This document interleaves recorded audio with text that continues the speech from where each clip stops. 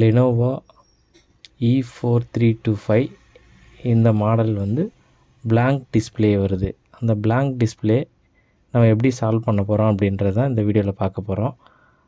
வாங்க வீடியோக்குள்ளே போகலாம். புது டிஸ்ப்ளே மாற்றி கஸ்டமர்கிட்ட கொடுத்துருக்கோம்.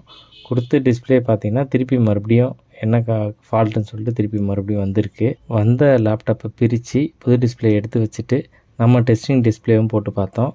அப்பயும் டிஸ்ப்ளே அப்படியே தான் இருக்குது. இங்கே பாருங்கள், பிளாக்காக இருக்குது.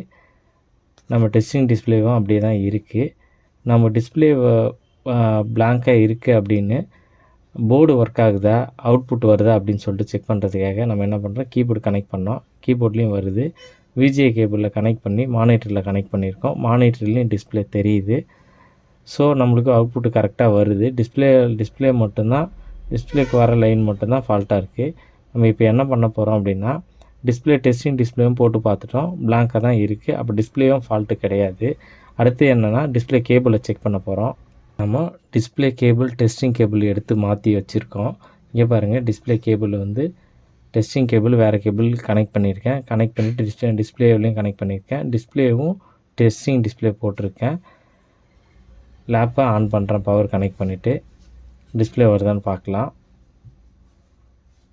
டிஸ்ப்ளே பார்த்தீங்க அப்படின்னா பிளாங்காக இருக்குது.